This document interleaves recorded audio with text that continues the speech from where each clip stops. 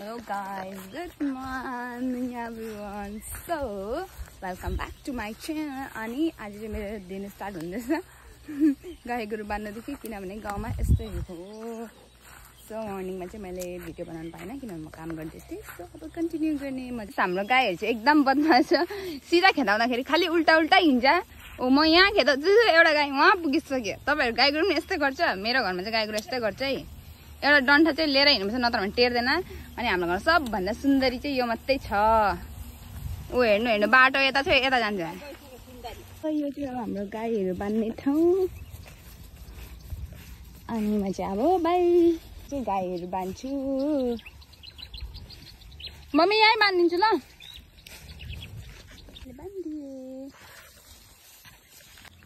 Guys यो गाई चाहिँ एकदम हरामी छ हैन, तान्दाखेरि आउँदैन। अनि गाई पनि एकदम हरामी थियो, त्यही भएर सिङमा बाँधिदिएको। जता जता तान्छ त्यता आउँछ नि। आमालाई भनेको मैले त्यसको तान्दिनु बाँधिदिनु नि त्यसको पनि सिङमा भनेको त बिर्सु त्यसको सिङै छैन।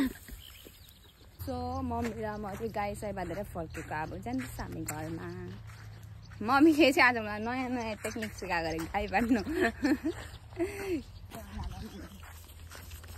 छिटो छिटो यहाँ हेर्नु न आयो भन मेरो आँखा दिइरहेको झुम्काइदिनु नि।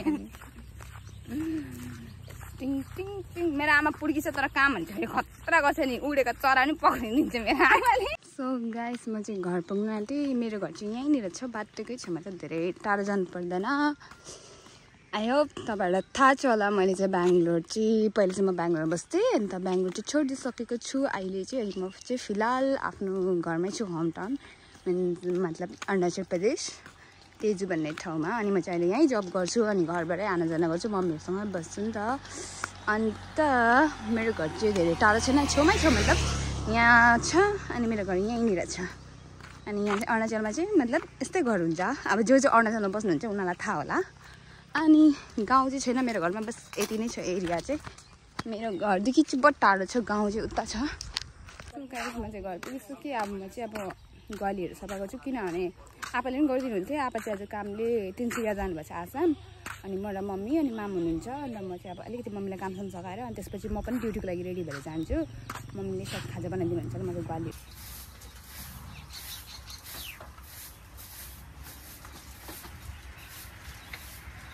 सो गाइस म पनि फ्रेस भएर अब म पनि ड्युटी जानुपर्ने हुन्छ। अनि त्यही भएर चाहिँ म एकदम छिटो छिटो गरेर रेडी हुन्छु। सो गाइस रेडी भइसक्यो। अब म चाहिँ रोटी बनाउँछु। सो गाइस म चाहिँ रोटी बनाउँदैछु अहिले। मैले मम्मीलाई बनाइदिनु भन्नुभएको थिएँ तर मम्मी ल्याउनु भएन नि त। म आफै बनाउँदैछु किनभने मलाई ढिलो हुन्छ ड्युटी जानु लागि फेरि।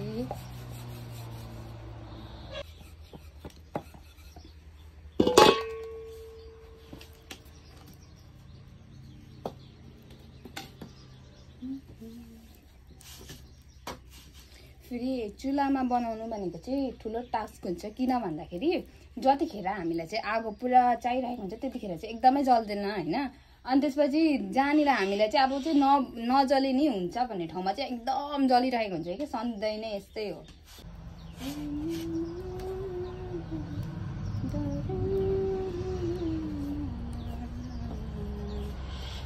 रेडी। सो गाइस मैले चाहिँ रोटी पोलेर सकेँ होइन। अब चाहिँ खाना बसाउँछु लन्चको लागि। सो गाइस म चाहिँ रेडी भइसकेको छु। अब म चाहिँ ड्युटी हिँडेको। मेरो टिफिन यसमा छ, रेडी भइसकेको छ। अनि अब चाहिँ म हिँडेको ड्युटी चाहिँ म तपाईँलाई देखाउँछु मेरो ड्युटी गर्नु जग्गा कहाँनिर छ भनेर। अनि आजको आउटफिट चाहिँ यो हो।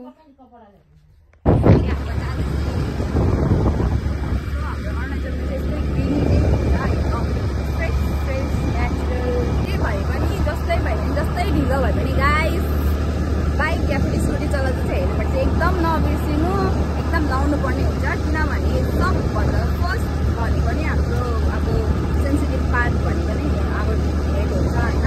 त्यही भएर प्रोटेक्ट चाहिँ गर्नुपर्छ। अब जिउमा त लागिन्छ त राम्रो भइहाल्छ नि होइन। टाउको चाहिँ राम्रो हुनु पऱ्यो, त्यति नै हो। सो गाइस टाइम भएको छ अहिले तपाईँको 8:54। मेरो चाहिँ ड्युटी चाहिँ टाइमिङ हो 9 बजे तर म अलरेडी लेट भइसकेँ। त्यही भएर अलिक स्पिड जान्छु, मतलब हेरेर। मेरो काम गर्ने ठाउँ चाहिँ यहाँ हो। अनि हामी चाहिँ भर्खर पुगेको। अब चाहिँ अलिअलि आफ्नो सेक्सन सेटिङ गरेर त्यसपछि चाहिँ सो गाइस म चाहिँ रेडी भइसकेको छु। सो अब चाहिँ मेरो ड्युटी टाइम स्टार्ट हुन्छ। सो आजको ब्लगिङ चाहिँ यहीँ एन्ड गर्दैछु and thank you so much for watching and keep supporting me.